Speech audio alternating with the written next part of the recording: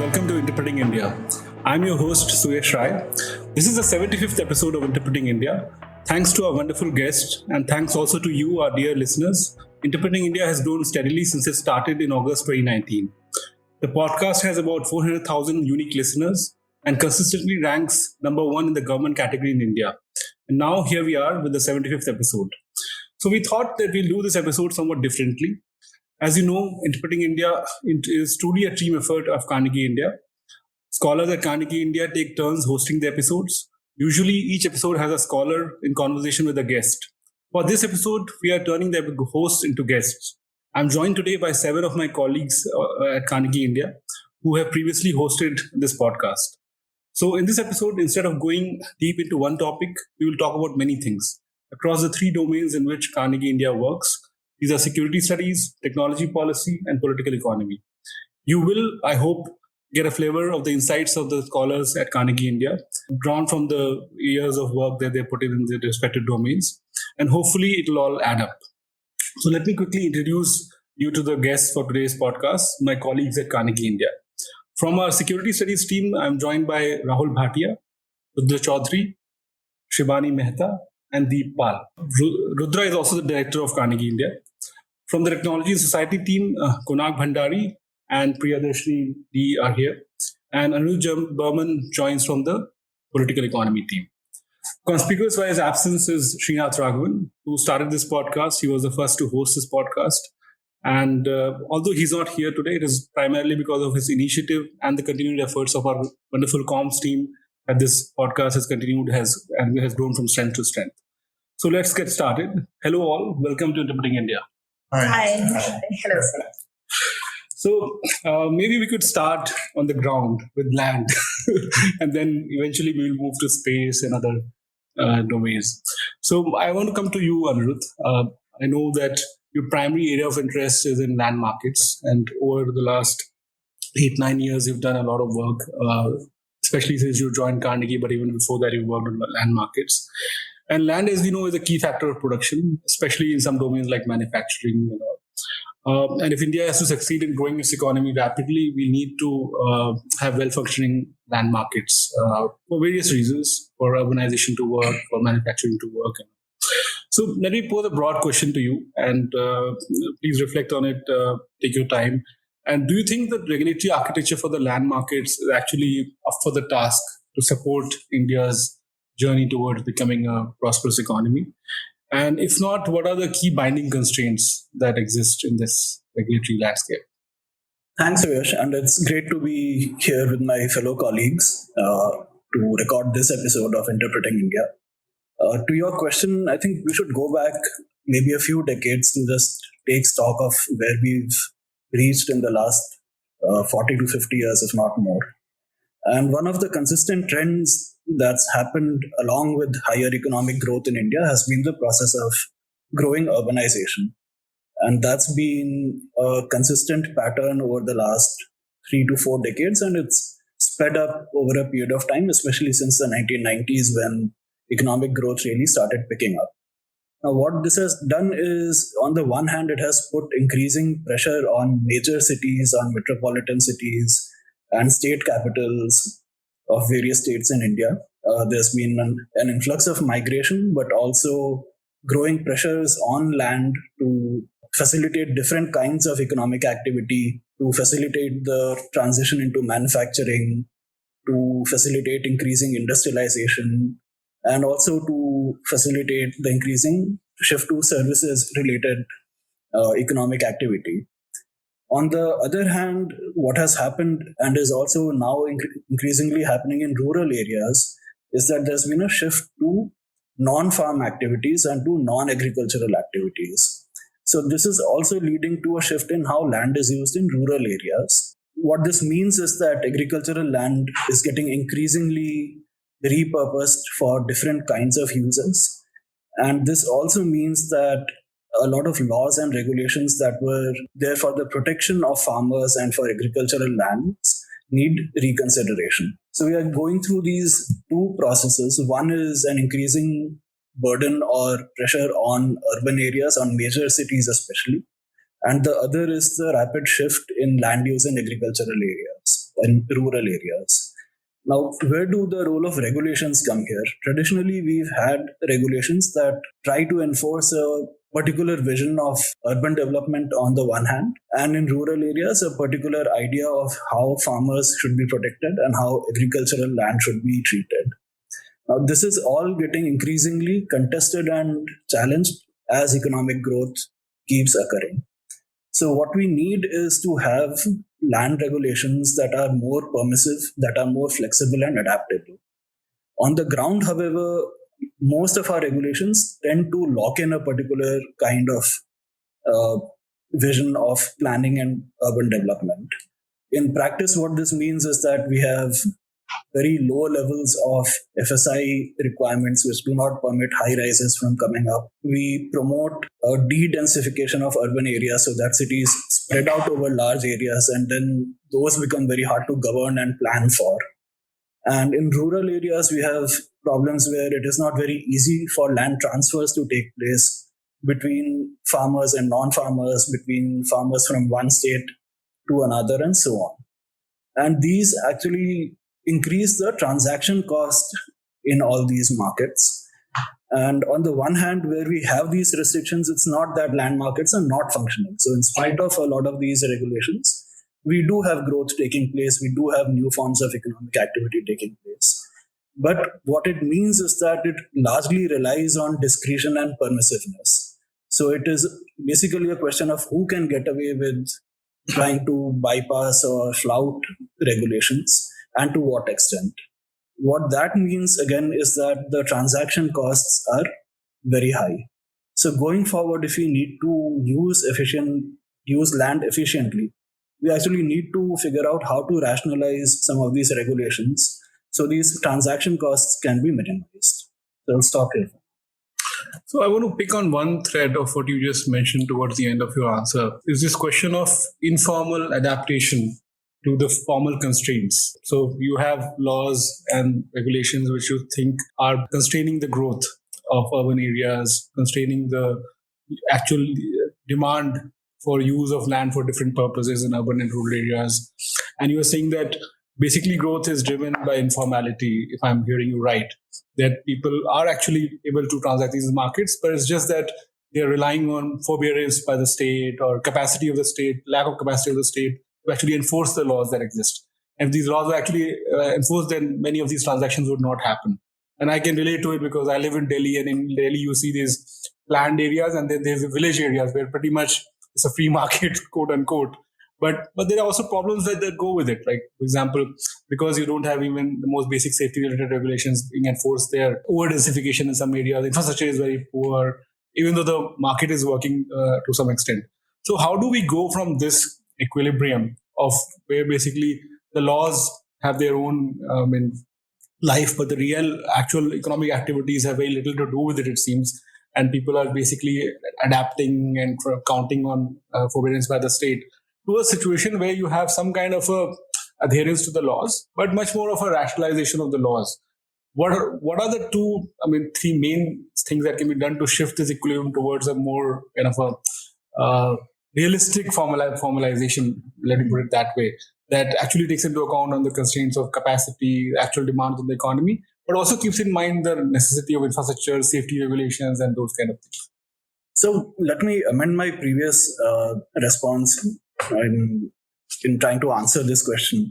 So it's not that informality is the predominant mode of urbanization. There is a large degree of state-led development and urbanization and urban planning, especially when the government tries to take over or extend urbanization or urban areas to new areas and does urban planning and so on. So every now and then we will see the role of the state in trying to refashion or redevelop certain parts of cities or to extend the boundaries of cities. So in those cases, we do see a lot of formalized activity taking place. The problem that you are alluding to is trying to reduce the scope of informalization within the land market. And one way to do it is, like you said, just to rationalize a lot of the laws and to try and overcome the local political economies that try to prevent these laws from being rationalized. So one issue that has persistently plagued major Indian cities over the last 20, 30 years is the issue of slum development and slum redevelopment. And how do you actually formalize them? Now, the technocratic answer is pretty simple, that you can have a legal response and you can pass a law to formalize a lot of these settlements.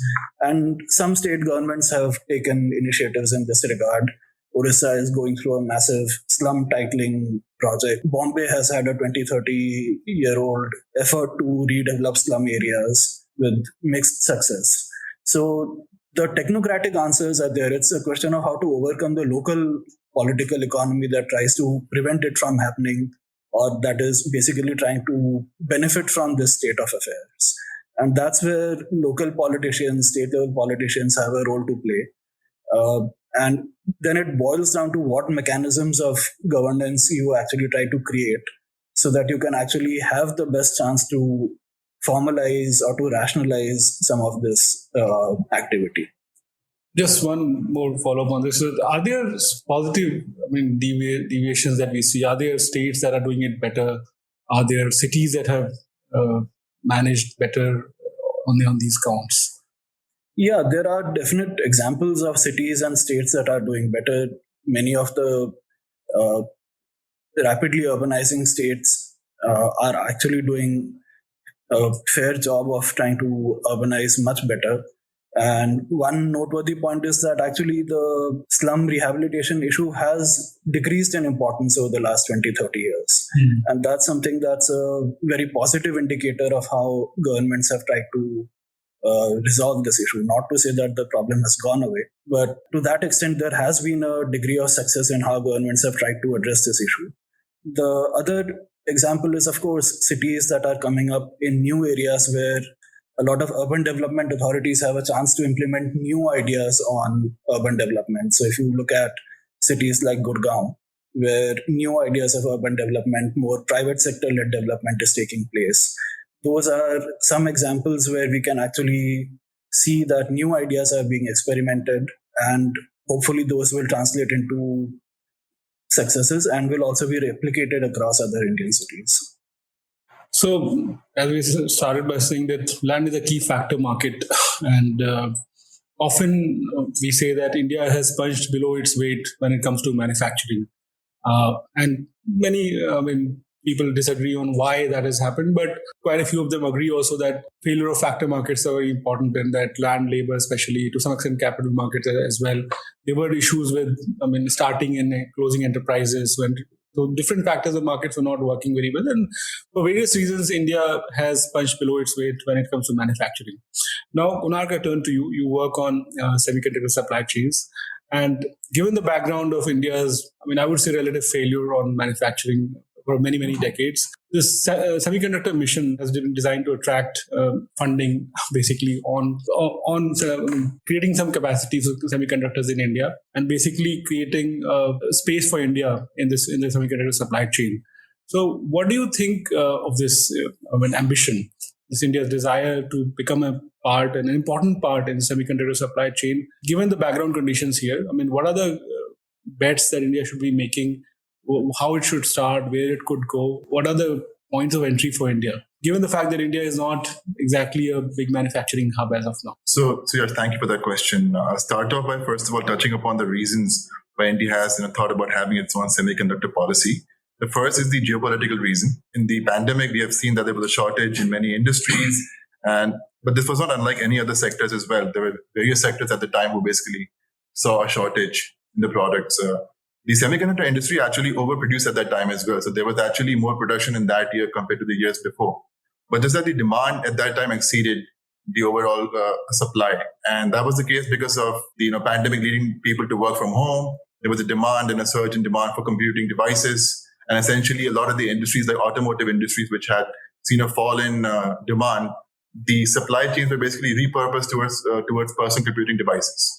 So essentially, when the pandemic sort of subsided and the automotive industry and the other industries came back online, they wanted to basically restart that supply chain, but it wasn't there. So there was overall a need felt that this might be replicated in some other industries as well. So as we all know, right, semiconductors are basically the driving force behind various, I think electronics, but also as it happens to be the industrial 4.0 revolution, as they're calling it, right? Basically 5G, AI, robotics, quantum computing, they'll also be driven heavily by semiconductors as well. So there was a need felt that, we saw a shortage in the semiconductor industry plaguing various end-use industries. This might possibly play out in these critical industries as well. That was the geopolitical reason why India felt the need to sort of have a policy at that time. At the same time, for the longest time, there was this thing that supply chains were basically built on efficiency. So just-in-time efficiency, basically meaning that most companies would probably stock supplies for about a month or two maximum. What this led people to believe is that we have to build supply chains for resilience as well. Essentially make sure that, we don't just have enough to last over a month or two, but there should be actually a longer term plan in play over here. So essentially, we have seen in globalization as well, this has led the supply chain to become more globalized. But at the same time, while it has been fragmented, we've seen that there's a concentration as well. So, chip design is concentrated in a few countries. Manufacturing is mostly in Taiwan and South Korea. Semiconductor manufacturing equipment like EUV machines are mostly in Netherlands. And you have the software used to design these all tools in the US. So while we have seen a fragmentation, it still remains heavily concentrated. So the plan for India is to basically come up with a policy which can address these supply shocks in the short run. In the long run, I think India would actually have to integrate itself closely with the global supply chain. But for the short run, India wanted to have a policy which could sort of address a short-term supply shock. Now, coming to the commercial reasons, you mentioned that India has lagged behind in electronics manufacturing and generally. The PLI scheme recently has shown some promise. There seems to be data coming out that the PLI scheme is indeed picking up. And the PLI scheme has mostly been taken up by companies like Pegatron, Wistron, and Foxconn, which are essentially assembling these components in India. Now, assembling all these components in India is fine. But I think what would really help is if the manufacturing of these components also took place in India. So I think the entire POV, from the POV of these companies, I think it would be more sensible to not just import these components from overseas and then assemble them in India, but also to manufacture them in India as well. So there is that bit. I can go and speak about the possible policy issues in the current semiconductor policy if you would want me to elaborate on that. But yes, why not? Okay. So the sense I got is that the policy is very well done. It's got massive subsidies, and I think it's enough subsidies for 2 to 3 chip makers to come to India. The problem is that there's a perception that while the policy is promising, the ease of doing business remains a big roadblock, which is the main rationale behind the PLI scheme was also to offer subsidies because the government realizes that there are heavy transaction costs, which is trying to offset by giving subsidies in the PLI scheme. So the government is saying that we can't tide over the problem in the factor markets overnight, but we can make it up by offering you subsidies. If that is enticing enough for you to come over here, then you should certainly give it a look. The problem is that companies still feel that there's a perception India is a very difficult place to do business in. And despite the policy being good, eventually you will need land, you will need water supply, electricity, power. Now, whether those things can be supplied in a consistent manner without any interruption with the cooperation of the state governments, that's an issue. So I'll just give you an example. The nodal agency under the MeitY, which is basically going to be screening the applications, is the Indian Semiconductor Mission. It's a very promising agency. It seems to be having an advisory committee which has got the who's who in the world of semiconductors. The problem again here is that it's not an interagency committee. So the US has this thing called the CHIPS Program Office, which is basically an interagency commission which comprises people from the US State Department, the Department of Commerce, various federal agencies as well. The ISM, on the other hand, doesn't have any linkages with the other ministries or any other agency. So if it's trying to, sort of convince someone to go to Gujarat or say Karnataka, there's that linkage is completely missing over there. So that's probably one thing. I would say other issues which come up in the policy are that, so for example, when it comes to chip design, there's this body called the CDAC, which is the Center for Development of Advanced Computing. Now, they have been given the task to basically vet applications for chip design. But the problem there is that the amount offered is basically on a reimbursement basis. The amount offered for the foundries is basically on an upfront basis, but for whatever reason best known to policymakers, the chip design money is going to be given on a reimbursement basis to the people who need it the most upfront. So essentially, these are startups which don't have access to any capital at all. So the amount offered is also not that much; it's 15 crore rupees. And then there seems to be a lack of clarity as to what will happen once this money is fully utilized.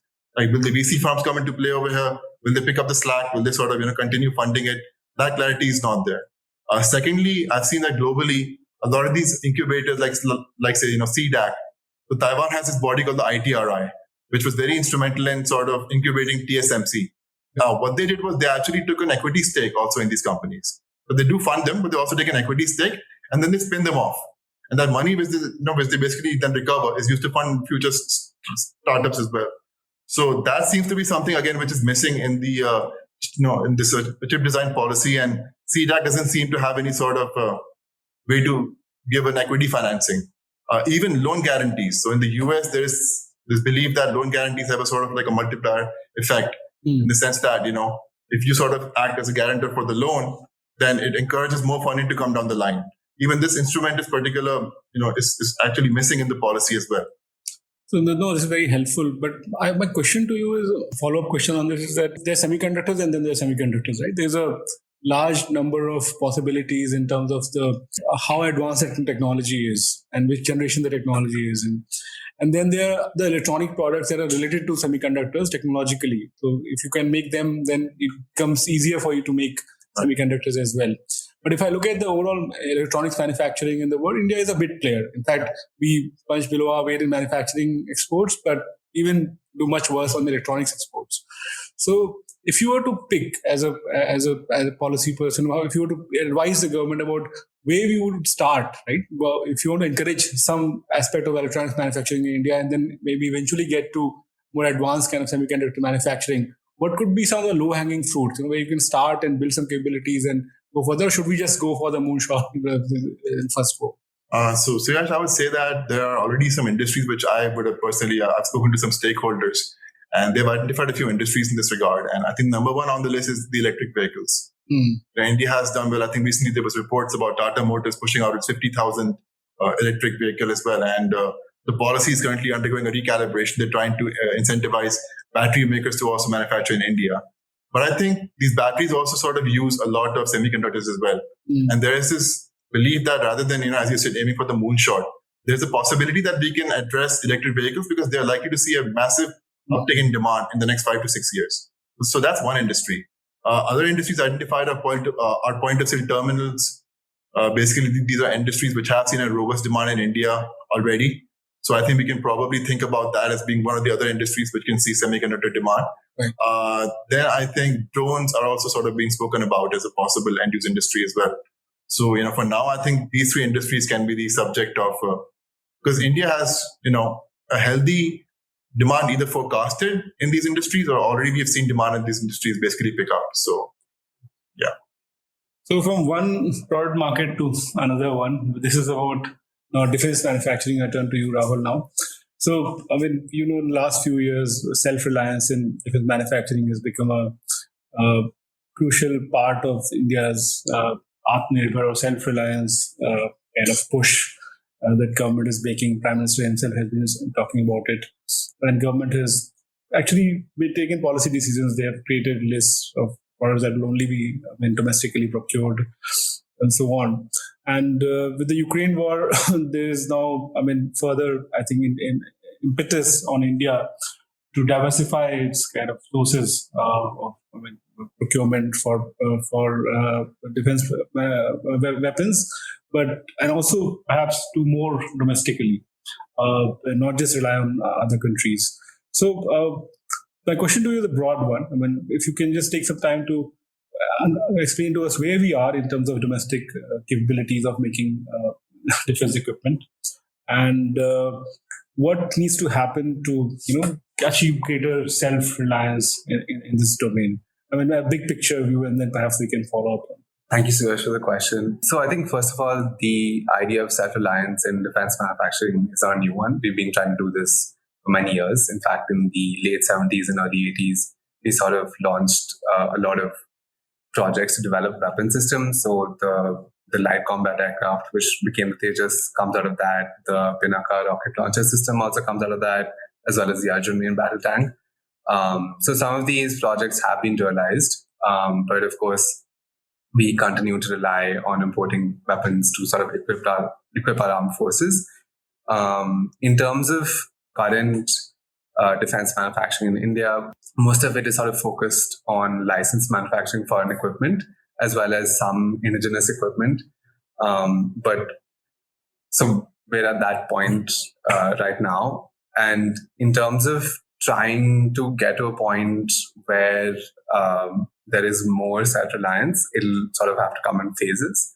But we need to start acting right now in order to build it out. And it'll take many years. So the most immediate need is to sort of enhance the existing capacity to manufacture equipment. But here the focus should not be on licensed manufacture, but on tying up with foreign firms to sort of bring about co-production and also co-development. So the recent deal, which sees the Airbus C295 being manufactured in Gujarat, is a great example of something like this. So here, essentially, you have 40 or so aircraft being manufactured in India, with the work that Airbus does in Spain being transferred to India, and the aircraft is actually manufactured using components which are also manufactured in India. So this is sort of what we want to aim for. But a key caveat over here is also ensuring that the Indian defense partner is able to absorb the technology from the foreign partner, because in many cases this has not happened. And the other important thing to try and bring about is also building up domestic expertise through such agreements. The other thing is that the state-owned entities, the defense public sector undertakings, which are responsible for both designing and manufacturing weapons in India, have sort of grown efficient over the years, and reforms are required to enhance the productivity. So in many instances, it's actually cheaper for us to buy a weapon off the shelf than to manufacture in India under a license, because the DPSUs tend to be a little inefficient. Apart from this, we also need to sort of allocate a greater share of resources to these entities, especially those developing weapon systems. And the sort of more important piece of the pie is the defense private sector. Ironically, yesterday, Bharat Forge, which is manufacturing artillery pieces, received the first export order for a defense private sector firm. Yeah. But generally, in order to create a robust industrial defense base, you need the defense private sector. And the defense private sector is currently in a nascent stage and makes a very modest contribution to India's defense acquisitions as of 2019. This was less than 5%. But it has a lot of potential. And a good start to sort of increasing private sector participation is trying to create a more level playing field between the public and the private sectors. And the sort of important aspect here is also bringing about, involving the defense private sector in R&D. So right now, the government agencies like the DRDO are developing new weapon systems and then sort of outsourcing their production to the defense private sector. But we need to get to a point where the defense private sector is able to sort of innovate on its own and develop weapon systems on its own. And for that, they really need to invest in R&D. But at the moment, many players don't consider it worth their while to actually do so. They prefer to just be the manufacturing partner. So they sort of need to be, let's say, incentivized to invest more in R&D. And the last thing is supporting defense startups. So defense startups are really important because they are going to develop sort of next generation technologies that will go in your future weapon systems. So something like the IDEX initiative is a good start, but a lot more can be done on this. So I want to pick on one point that you said is about, yes, you're right that India has been trying to achieve self-reliance in defense manufacturing for many years. And the primary way in which we tried to do it was to establish public sector enterprises to create and manufacture these weapons systems. And the experience has been mixed. There have been some successes, but many failures, and also a lot of inefficiencies. And you said that going forward, we need to harness the private sector capabilities as well, build and harness those capabilities. And a key to that is to create level playing field.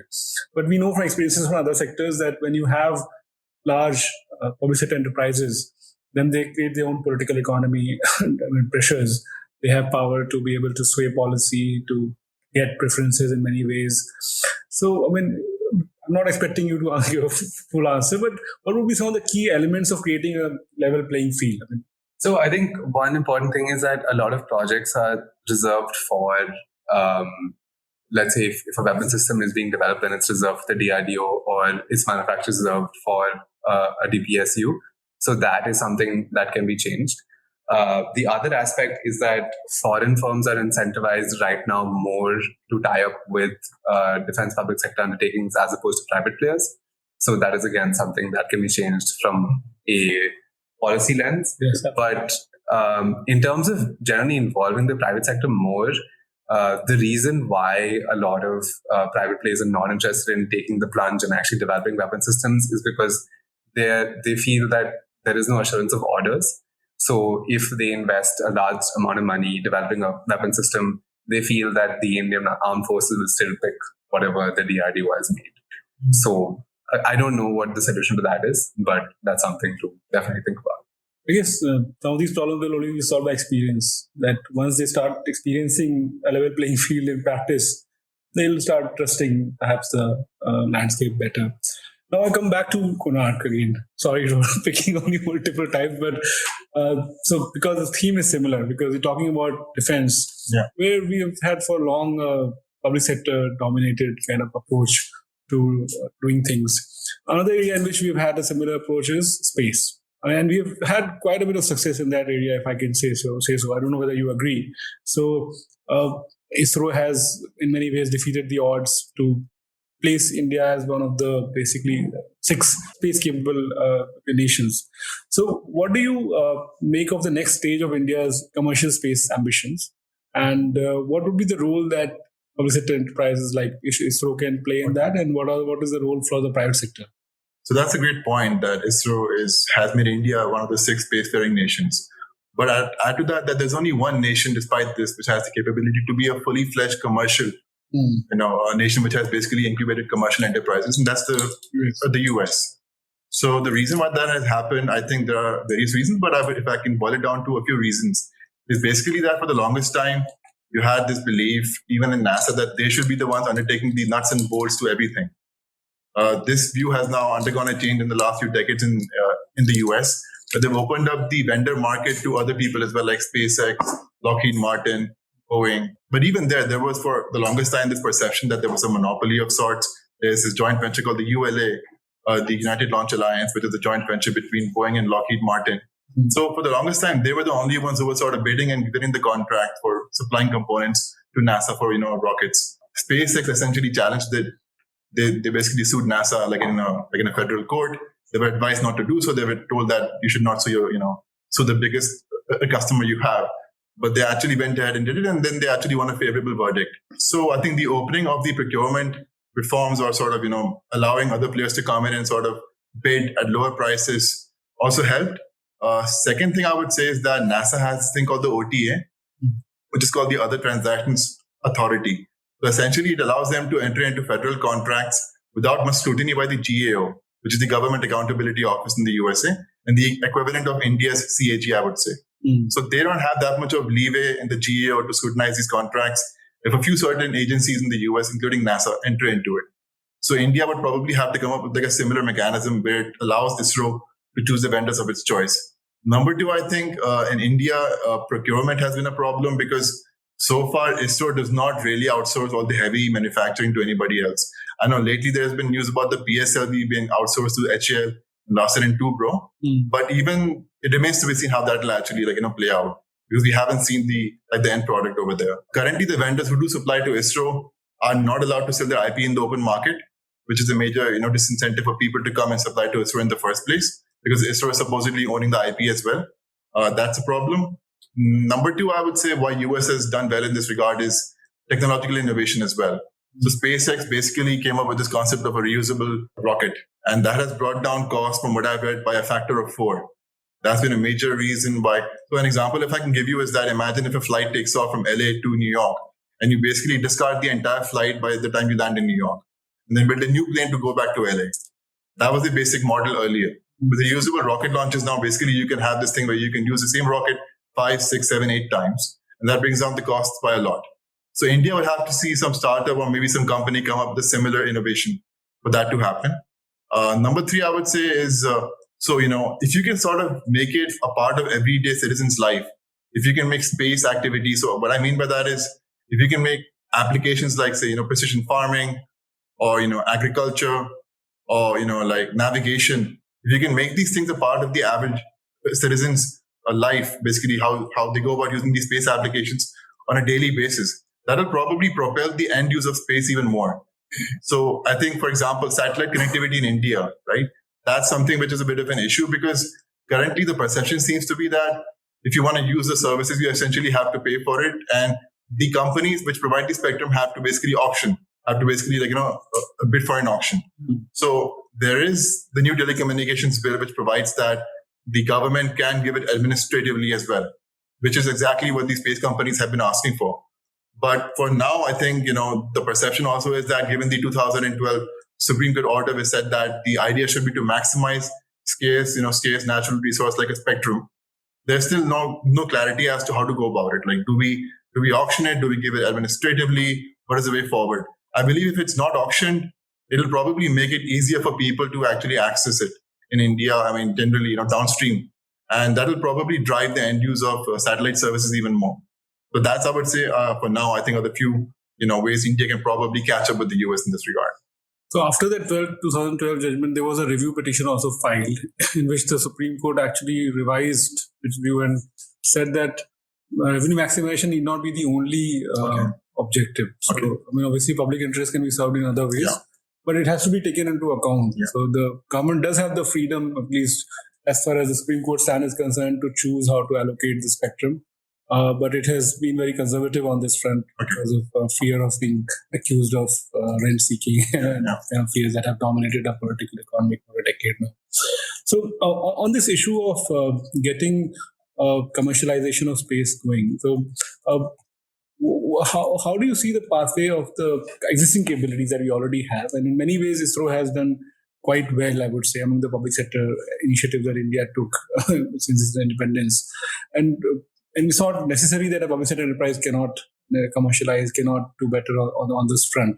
But what are the key kind of things you think we need to change in the current setup of space administration to make commercialization a key priority for them and to make it work better? So I would say, first of all, we should have a space bill. There is no space law in the country. There's no clarity as to how to go about, setting up a space company in terms of if you're seeking investment from a foreign company. There's no clarity on the FDI limit. Yes. People believe that a 74% automatic route, 26% remaining is to the government route, but it's not really clear as to if that's actually the way or not.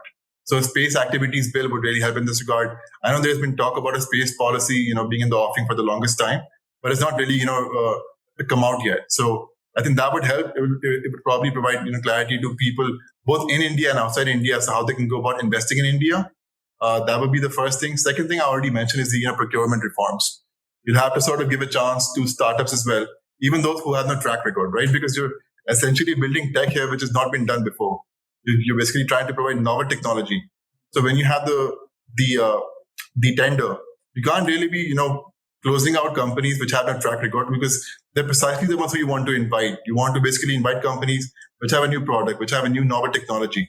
By going back to the same players, and again, there's the issue of IP rights as well, right? I mean, if you have people who are sort of completely captive by ISRO, you'll only attract the bits and pieces players. You won't really attract the ones who really want to develop tech which they can sell overseas as well. Yes. So I would say procurement, I would say clarity on the investment regime would be a good start. Is there a space bill in the works? Yes, there is. There's a space activities bill and there's a space policy in the works. Yeah. And where is it now?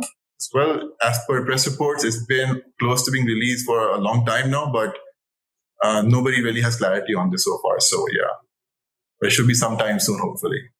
Now, I want to come back to you and kind of tie these different threads together into a broader question about India's future as a tech-first nation. And India is sometimes called a tech-first nation. And do you think how well does India's policy architecture do in terms of being prepared to support, this next decade of tech-led growth in India? Okay, so this is a very broad question. So let me take a stab at the parts that I can try to address. Because you are a resident philosopher, so we thought you should. I thought that was your life and times question to you. So I think one commonality I see across a lot of what Konark, Rahul, and I were talking about is the idea of how do you create the potentialities for innovation by reducing transaction costs and by introducing some kind of regulatory certainty. And I think in technology, we've done this a little better than, say, land markets, where the focus has been a little too much on consumer protection issues rather than the focus on growth. And at least in areas like data, startups, and startup related innovation, I think the one thing we've done well is to capitalize on the human capital that has been created over the last 30, 40 years in India. And we've done this by creating the public good part of what the government needs to do, which is to create the hard infrastructure. So we've had successes in building out broadband access, internet access, keeping telecom rates low, improving mobile and internet penetration. And this has created the enabling conditions for a lot of the startup-led ecosystem that is coming up in India now. So I think that's been a big positive that we've seen in the last 10 to 20 years. We've also seen liberalization in FDI norms, which have allowed foreign firms to come in to invest in India. So going forward, I think there are 2 or 3 challenges that are going to become more and more salient. One is the issue of data regulation and governance and privacy, and the uncertainty around what kind of architecture in terms of regulations and compliance this will create for not just for big tech firms, but also for smaller firms who will be using a lot of consumer data. And the cost of compliance or the cost of incremental compliance by smaller firms will be much higher than big tech firms who have already sort of internalized a lot of these costs. The other is, as we digitize more and more and social media proliferates, we will have increasing tensions between national security versus economic growth and the benefits of social media. And this has already played out in different instances in the last 4-5 years. And we haven't found good answers that can serve us for the next decade or so. The third, which is more linked to the current nature of the startup-related economy, is the changes in macroeconomic conditions that are taking place in the last year or two.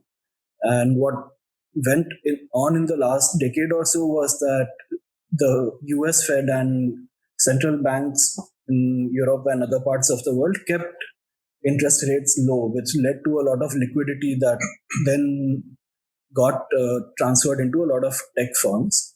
And to some extent, that enabled a culture where growth was the driving motive rather than profitability. So people sought to invest in trying to capture the market rather than to focus on profitability. And that has changed completely now. So the current environment is challenging that kind of a business model. And it's to be seen how a lot of the tech players, the startups actually adapt to this. Linked to this is the fact that we saw last year and this year also, that a lot of startups that then grew to a certain size and then came forward with IPOs in the Indian stock market, they've actually underperformed significantly. And that's also led to some kind of a rethink on the nature of these business models. And it's actually challenged a lot of this way of trying to build a business. Right? So these are some things that markets will have to adapt to themselves. It's not something that policy can do much about, but policy architectures and actions by central bankers and so on do have impacts on this. Another implication that flows from this is the idea that competition law, that antitrust should actually try and go after monopolies and big tech firms in an aggressive way, and to worry about whether these tech firms are going to be dominant in perpetuity and therefore going to monopolize these markets and abuse consumers. Now, what we are seeing right now is that a lot of the dominant market players are suffering losses. They are being challenged because of these conditions that I'm talking about. So at least some of these concerns may be solved by the market itself. And we might see that the kind of proactive attitude of antitrust regulators might need to be tapered a little bit, or might need to be restrained to some extent.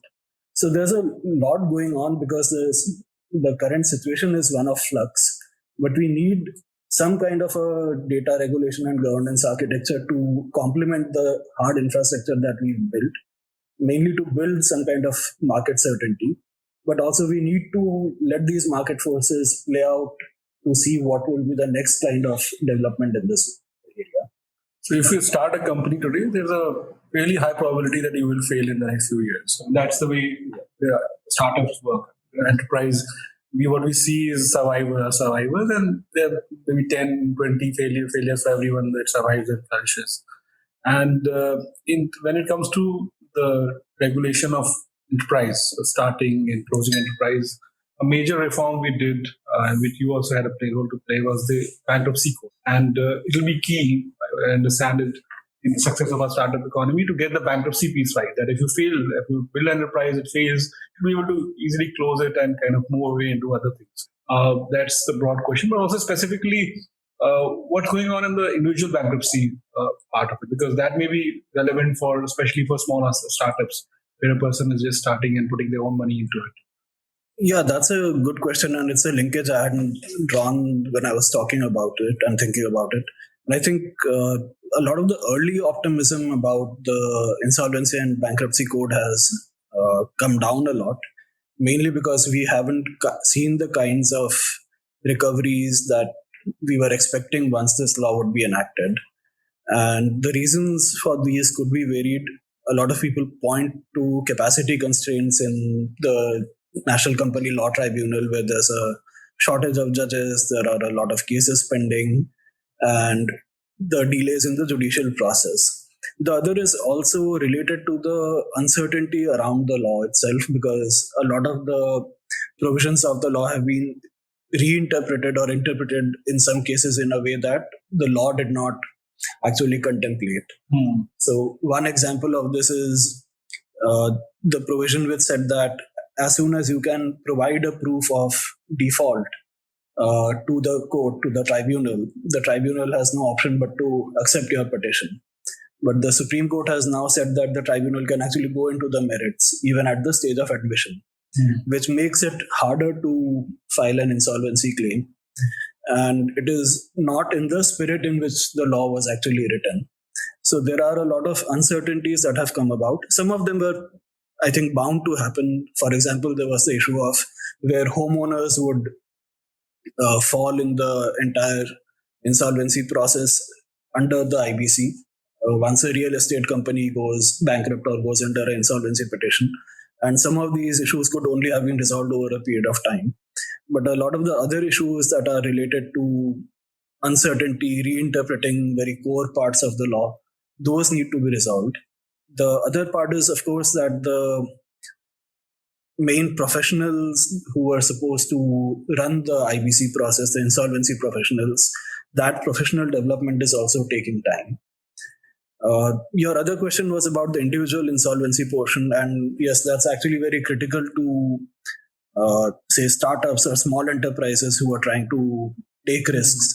And it's important for them to have an easy exit and then to re-enter the market. And the individual insolvency portion of the law has actually not been notified. It is part of the IBC, but it's not been notified for the last 6 years now. I'm not entirely clear on what the reasons are, but it would have provided a good forum for entry and exit for individual entrepreneurs, and also for people who become financially insolvent due to different economic shocks at various stages of their life. And this could have actually increased the risk-taking appetite within the economy as well. Right. But that's not happened for a variety of reasons. What are the reasons? Why? I can only guess. I think one predominant concern is what forum a lot of these applications will go to. Should they go to normal courts? Should there be a specialized tribunal? And this is a concern because unlike corporate insolvency. These are individuals who could live in any part of the country, who could have very small claims. So one big issue is definitely of trying to create the right forum or trying to find the right forum where a lot of these people could go to. And I'm not very clear on what the other reasons are on this.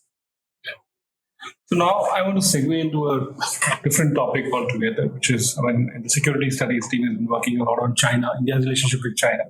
And I want to now turn to the colleagues in the team to understand the history and the future of this relationship as they see it. So Shivani, I will turn to you. So China is among India's largest trading partners, yet the contentious border does little to build political trust between those in Beijing and Delhi. How do you interpret the historical and contemporary architecture of this crucial relationship? Thanks, Suyash. I think this is a very broad question, and scholars before me have spent entire careers looking at specific aspects of just this relationship. So I'm going to do my best and try and sort of lay out the history of the relationship, because I think that's important in not making a prediction of where the relationship is headed, but at least understanding how we got to the current position that we are in right now. And especially with India and China, the understanding India's history through the lens of the India-China relationship is an interesting way to understand India's development story, India's economic growth, and as well as sort of political ambition, global ambition. I think largely the India-China relationship has been studied in phases, which kind of starts off in the late 1940s to 50s, where both these nations have emerged from the control of imperialists. There's a lot of ambition in both countries. There is scope for growth and also a lot of international attention on what these two sort of Asian powerhouses are going to achieve. But that kind of takes a downturn in the 60s when there is some disagreement on the issue of Tibet. Eventually, there is a war in 1962 between India and China, which was considered very humiliating for India. And following that, there is a sort of cold peace, but also let's not address what happened, especially on the Indian side. We kind of brush it under the carpet, focus on domestic growth, focus on emerging as a nation, a new independent nation. And that slowly progresses into the 80s, where you have an understanding that both India and China need each other to develop, and that their relationship cannot hinge on this boundary question or territorial issues. So that's when you have the sort of Rajiv Gandhi and Deng Xiaoping consensus, as some people call it, where putting the boundary issue aside, we will focus on other aspects of the bilateral relationship, whether it's trade or people-to-people cooperation. And, the relationship will continue keeping that boundary issue aside. This was also, interestingly, the period where there were a lot of agreements on how to tackle the boundary issue. How do we address it? What are the mechanisms that can be set up? So while there was no focus per se on the territorial question, we also see that both countries kind of wanted to work towards some kind of solution, or at least there was a political willingness towards a solution. I think that continued till about 2015, 17. But since then, there has been what I would call a different phase in the relationship. There's been an increased, like you said, political mistrust between the two. We have seen increasing number of standoffs along the LAC between the two countries. And we are currently at a point where there is a standoff that's been ongoing since 2022. And India has come forward to say that normalcy in the relationship, and again, how do we define normalcy is a whole question in itself, but is unless the boundary question is addressed, we cannot go back to how things were prior to, say, 2020, or even, I would say 2017. So that's where India and China are at right now. And I think if theoretically we want to kind of break down what are the options going forward, although I would be very careful to make any kind of prediction, we could say, okay, so either there is an escalation of the conflict, which starts at the LAC, and you have another 1962 war kind of thing.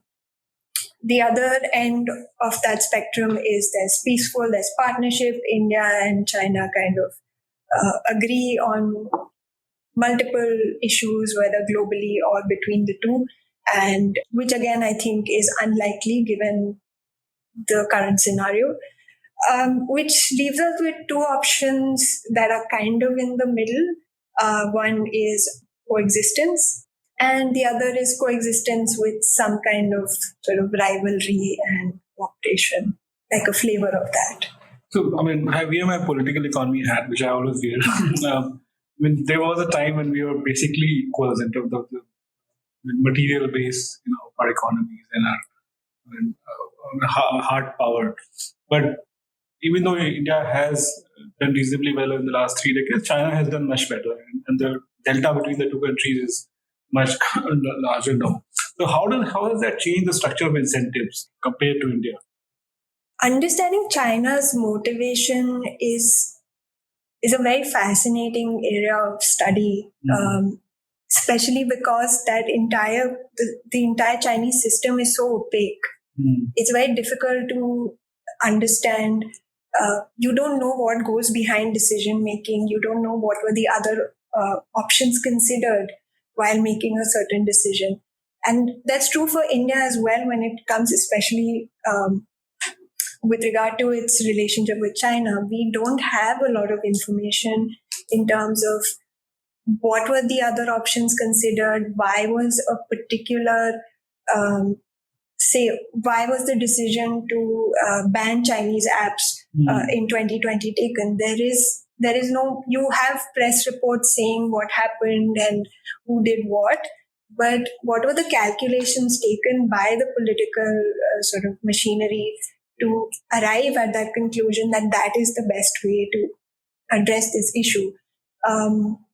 We can all speculate, we can all look at the economic angle, the strategic angle, and domestically how would it reflect to the Indian population, but there is no sure way of knowing what went happen behind the scenes. And I think that is a deliberate attempt both on India's as well as China's part to not, obviously no country will want to lay out their cards when it comes to national security, but there seems to be a little bit more caution when it comes to dealing with China. As you said, when we banned the apps, basically India decided that border issue will not remain separate from other aspects of the relationship. Do you think, I know, I heard what you said, that it's hard to read the Chinese. Yeah. and I hope it's hard to read our strategic community as well. That's the way it should be. But if you were to read the tea leaves, do you think it's made any change to the Chinese stance on it in terms of how do they see their position on the border issue? Has there been any change in the Chinese position? That's a very interesting question, but I don't think there's a change in terms of China's sort of demands when it comes to the boundary or where it stands in terms of which part belongs to which country. But I think there is recognition of the fact that there is a change in how India is going to approach the boundary question forward. And there is an acknowledgement of that. You spoke about economic incentives sort of guiding relationships. And I think both India and China acknowledge and agree that there are significant economic costs and benefits that come with the relationship. And they're both mindful of that calculation. My sense is China is just observing and being sort of, taking careful steps when it comes to India. But I don't think their fundamental demand or intention has changed. I mean, yeah, we may have a demand, but when conditions change, you have to compromise and maybe change the timeline for the demand to be met. Deep, now I turn to you again, staying with China. So, do you think armed coexistence with China is the way forward? And if so, what impact would this have in India's relation with other neighbors? Thanks, Suresh. And I'll start with what Shivani said, that it's obviously very difficult to try and predict, the direction that the India-China relationship will take. But it's interesting to look at this question, especially now, so soon after China had its 20th Party Congress, right? Because that has given us an indication of how China sees itself, how China sees its place in the world, how they see the international environment, right? As Xi Jinping begins his third term, and how they approach India is a subset of this overall approach, right? So one of the things that we see here is that China seems to believe that its period of strategic opportunity that it has talked about repeatedly over the last 20 years seems to have been replaced by a more challenging global environment, where they see possibilities of interference, international interference in what they consider their affairs, right? So that's a starting point. Now, obviously, this refers largely to the structural competition with the United States, but it also includes other allies and partners and friends of the United States, including India, and how India behaves. Now, what does that mean for us? That means that as China, and again, this is something that has come out of the Party Congress, right? That China believes that it is the rightful claimant to the top of the international order, and this is one of the major objectives that we'll have going forward over the next couple of decades, to become the preeminent power, replace the United States, or at least attempt to replace the United States and become the preeminent power, right? So if we look at China moving forward through this lens, what it indicates for India is more rigidity, more intransigence in the way it operates with India, right? Will that be true for the border? Perhaps so. Will that be true for other aspects? I think so. There will be possibly fewer areas of cooperation or finding middle ground, right? Shivani was talking about India indicating over the last couple of years, since 2020, that you cannot separate the boundary question from the overall relationship anymore, right? There is, as this is a message that has been repeated over and over again over the last 2 years from various people in India, in the Indian establishment, my understanding is that there is an acknowledgement on China's part that this is a new reality, right? But that does not necessarily mean that they will, in the way that they operate with us, in the way that they operate on the boundary question moving forward, they are going to make any changes or amends, right, in their approach to the boundary question. That's primarily the thing. Now, you asked if armed coexistence is the way forward, right? Does that mean that we will again see a repetition of Galwan that we saw in June 2021? Certainly hopes not. But does that mean that we will see long-standing standoffs, right, that we have seen in Galwan, we saw in Doklam before that in 2017? Is this something that will become more frequent, more common? Possibly so. We will possibly have fewer places where we can talk, engage, find ways of what Shivani said, between 1993 and 2013 largely. We found various ways of figuring out confidence building measures, right, of agreements on how to operate on the border, right? That is possibly something that we have left behind, and it will be again very difficult to get to a place where these kind of measures can once again begin, right? I started with the caveat that it's very difficult to figure out where the relationship is going. So on the same lines, can this change? Yes, it can, but that will mean that the top leaderships of the two countries have to find a way to sit down and talk about these things, which seems very unlikely at the present moment. But at the same time, we are in the middle of global realignments with what is happening in Russia, Ukraine, the US-China competition becoming a structural thing. So there is a possibility that as the chips fall, India and China will once again find ways in which they say, let's sit down, let's talk about each other. We've seen this happen before. We've seen this happen in 1988, right? So it is completely possible that will happen, but it seems quite a distance away as of now. That's the India part. Now, as far as India's neighbors are concerned, One major thing that separates India's neighbors and their approach to China from how India approaches China is that they don't have such severe structural issues with China that India has had, right? Which has allowed them to let China in over the last couple of decades. If we see, there have been strategic inroads that China has made in these countries, but at the same time, these countries have also exercised quite a great deal of agency, not just with China, but also with other actors, including India, as they operate in these countries. Now, this tightrope walk is going to get more and more difficult, I think, as we move forward. And why is that? That is because the current, if you look at the current global situation, these are countries that are still dealing with a pandemic-induced slowdown, right? They are still dealing with the repercussions of the war in Ukraine, global inflation, slowdown, possible global recession.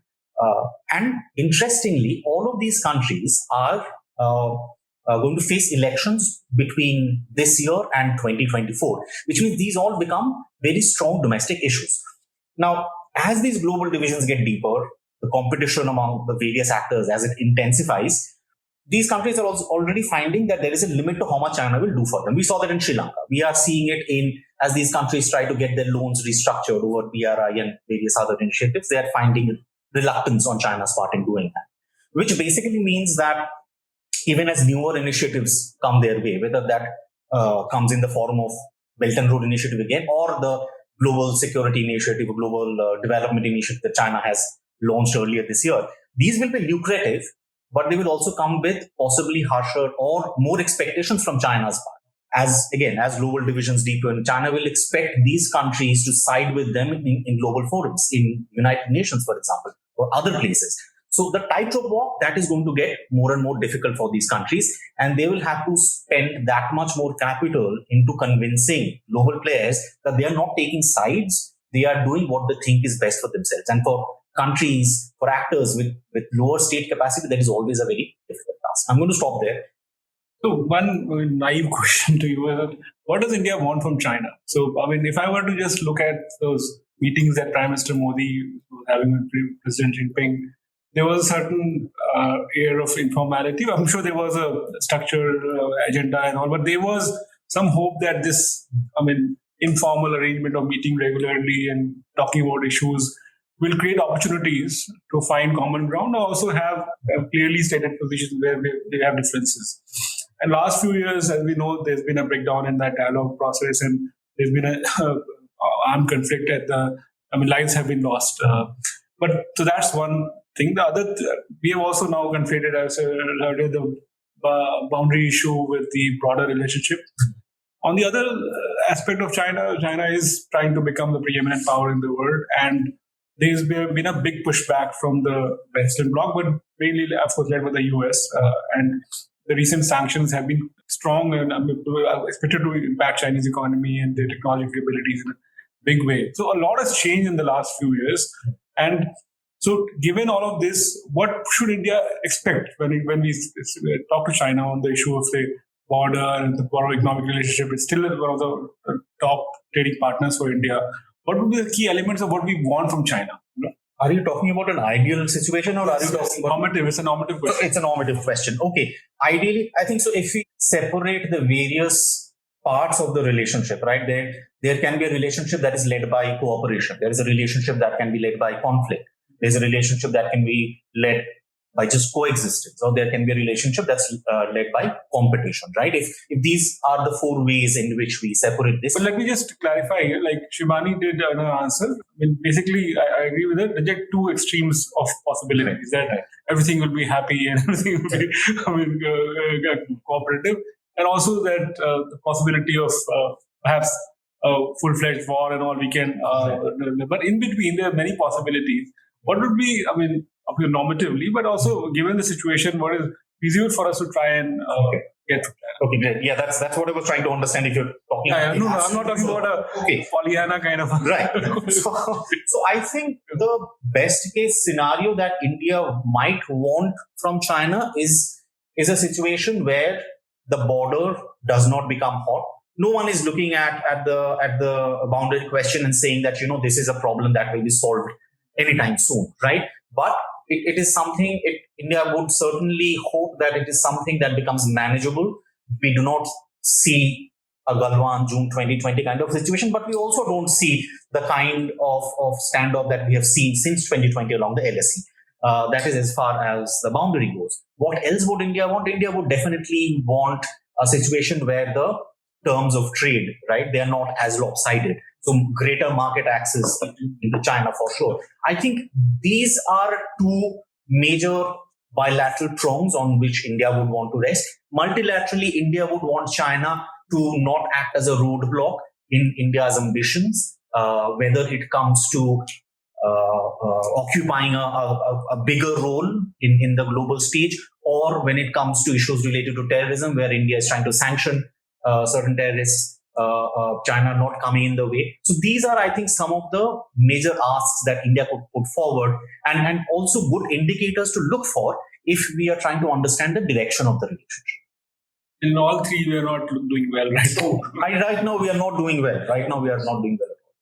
Now I turn to Rudra. Staying with the foreign policy, again, this is a conversation about broad questions, and you make what you want to make of it. And so, obviously, the Indian foreign policy has gone through many changes in the last 75 years. The issues that were there, the challenges that were in 1947, the challenges that today are very different. So, what do you see are the key kind of strategic changes in India's foreign policy in the last 75 years? What is the journey that we have taken? Where we come from, where we are, and where do you see the next phase? Well, thanks, Suyash. And I think this is a great conversation. I've just sat here and absorbed, and it just also occurs to me is that there's a breadth of knowledge. I'm going to try and pull in some of the threads that were perhaps left. But see, I think on the broader question of change and continuity, obviously they're mutually inclusive. So if you think about change and continuity in any foreign policy, and let's abstract away from India for a second. So conceptually, the question that I've been asking myself is, how do you even approach this question of change and continuity, right? It's a very tough question in any country. In certain countries, for instance, big powers have been defeated. That has left to certain shocks and changes, the way they think about life. Japan, Germany, right? Europe. But in the case of India, actually, it's that causality is actually very difficult to thread out. But there are 2-3 ways I think that we can do this. So one is, and I'll make 3 points here. So if you think about India in the first 50 years of post-independence, those 50 years was about shaping the grammar of international relations. And India always shaped grammar, right? So even from the very beginning, from the late 40s to 50s, it was a country that took the position for a variety of reasons, largely because of its leaders, that it could punch above its weight. And it's a country that was convinced of the imperatives of its own exceptionality from day one, which is quite unique for a country like India. And it's worth thinking about why it's unique. And my own sense is it was unique in the late 40s because unlike most other colonial nations, Indians started thinking about foreign policy at least 2.5 to 3 decades prior to actually achieved independence. So it had a handicap of about 2.5 decades. Now that handicap started with thinking about where do you want to be in that moment of freedom. And I think my sense is some of that was, of course, material concerns. We were a desperately poor country. We just look at irrigation, water spread. And I think so development was key to the way in which we thought about life. Building institutions would be important. Keeping contact with the community of nations that we struggled with for 150 years prior to that would be central.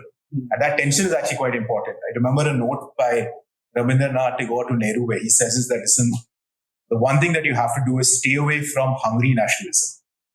And what he meant by that is that the Commonwealth actually affords you a middle ground in foreign policy in the Cold War, right? However difficult that might be to reconcile with domestic concerns. And actually during the Commonwealth was one of the...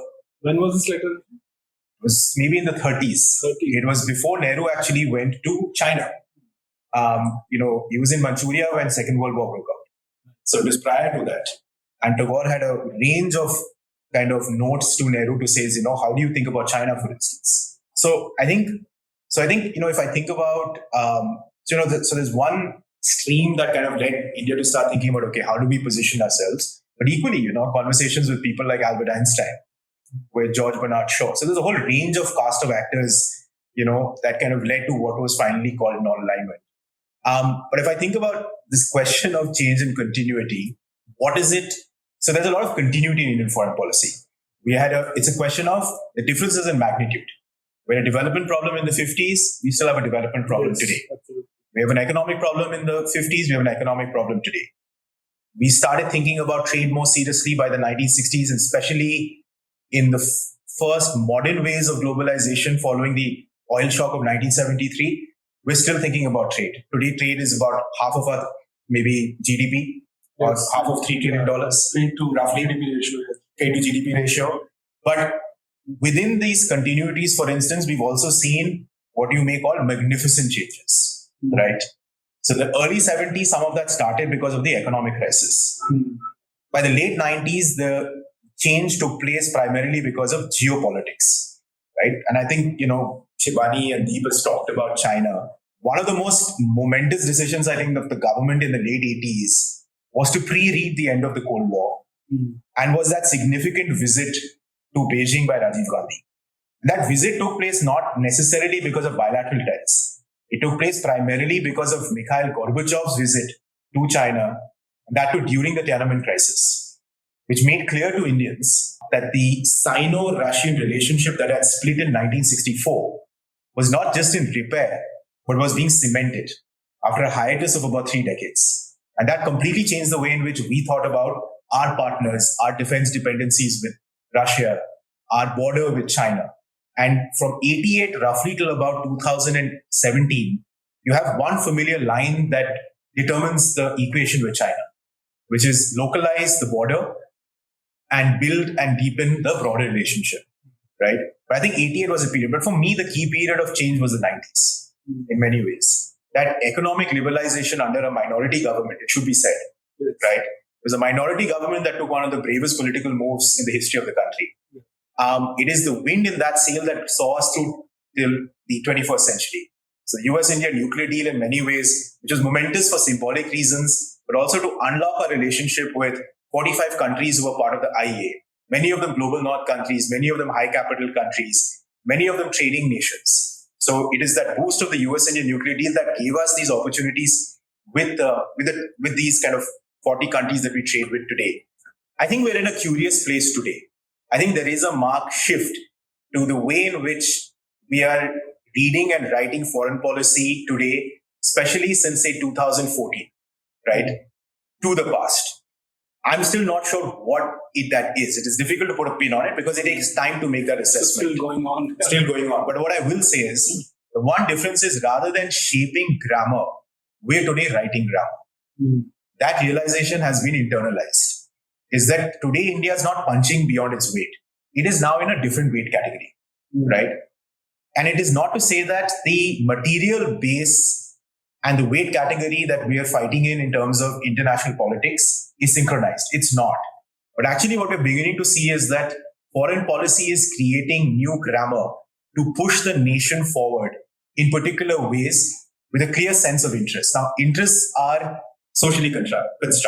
They're not a given. Yeah. So China's interests are different to ours. It comes from history, politics. But my own sense is that we are now writing new grammar.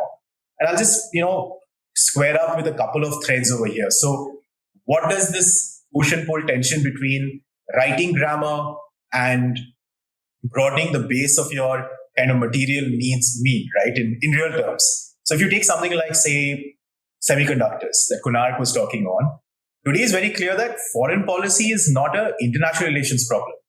It's a land problem, right? It was always about manufacturing. So the codependencies between your economic base and foreign policy was always intertwined. The Chinese understood it. Look what the Chinese did in the 1980s and 1990s. They understood that equation. Today, Vietnam has a deputy prime minister essentially for Samsung or for Intel, right? Today, I think my sense is that we're at that place where we're beginning to coordinate this very complicated stack, right? And my concern is that the bottom part of the stack may not be able to keep up in terms of reform and change with the grammar that we are already beginning to articulate. So we are in that place caught somewhere between Deng Xiaoping and, say, Hu Jintao, right? where this is not Deng Xiaoping anymore, right? We are creating grammar and for good reasons. But we need that internal base within India in order to not just catch up, but to synchronize with what we want to do at Geneva, in New York, in Paris, in Berlin, and other such places. So today, when you talk about land, for instance, it's a foreign policy problem. When you talk about semiconductors, it's a foreign policy problem. So that's the way, broadly, and it's a very confused answer. It's a very helpful answer. I think ties many threads together. But I also want to ask you another broad question. Is that India is rising. India will hopefully become a great power at some point. There are some people who believe India should not aspire to be, but whether we aspire to be, you can become a great power. What kind of power should India be in the global order? Like, we are a large enough country that even if its per capita incomes are not as big, but in aggregate will be a major player in the world. We already are in some ways, as you're saying. What kind of a global order that we should try to, what kind of grammar should we try to write? What should be the key elements of that grammar? What should be the kind of values that underpin that grammar? So I think one is, this is your view. Yeah, this is just my personal view. I don't think India ought to, should, or actually is trying to mimic what great power actually means and the way it's been exercised, say, in the last 1,000 years of history. So if you take great power, right? So what does great power mean apart from being, say, a middle power or just a power? That means that you have the ability to influence change outside of your geographical and political borders, right? It means that you, at some level, have embraced either hegemony or hierarchy. And the two sometimes are exclusive, right? There is a hierarchy when it comes to international structures, and then there's hegemony. Hegemony is about being a bull in a china shop, right? Hierarchy is about influencing international structures, right? And today, actually, what China is doing is somewhere between hierarchy and hegemony. But my own sense is that for a country like India, I don't think we can or should try to be a great power in the way that expansionist power in Europe or in the West have been in the 20th and 21st century. Yep. I have a much more conservative view of power, which is you need to have the power. And by power, if you take power in, say, two different ways, you have material power, and then you have the power of ideas. And one will shape the other.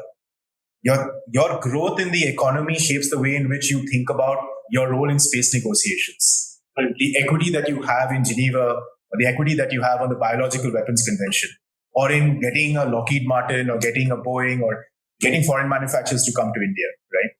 But your power should be used for individual needs within your country.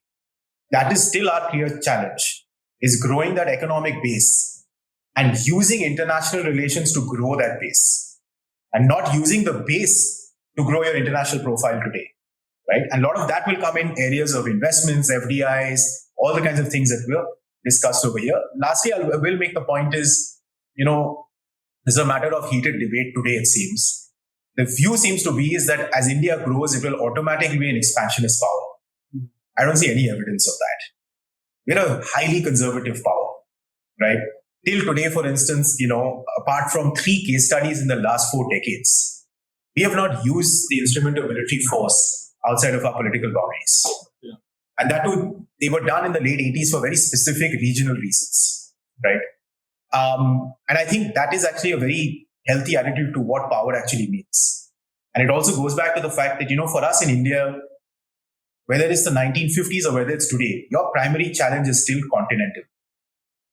Your primary challenge is still your land boundaries, right?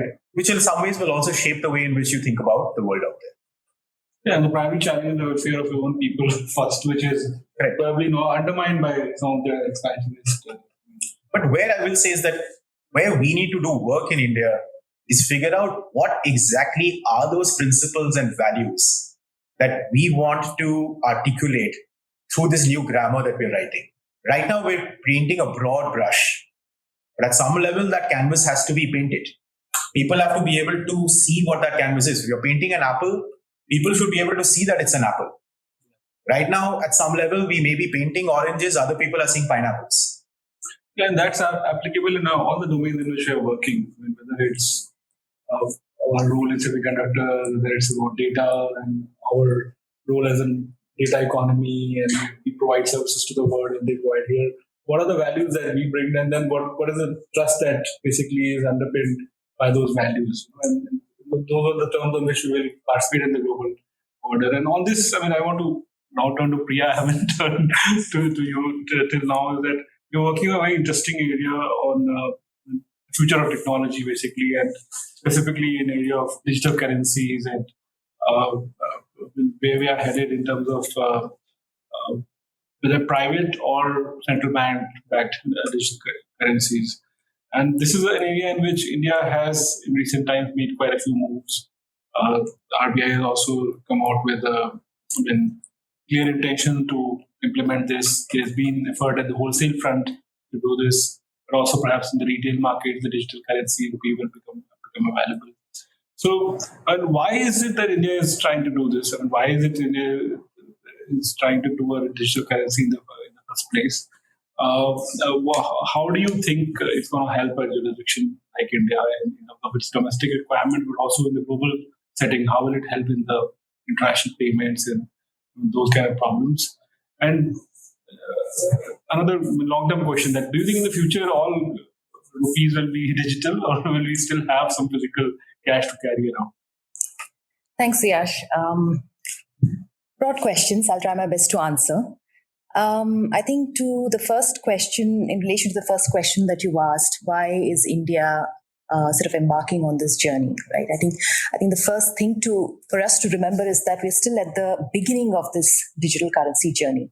In terms of statistics, I think there are about 105 central banks around the world, equating to 95% of the global GDP, that are researching central bank digital currencies.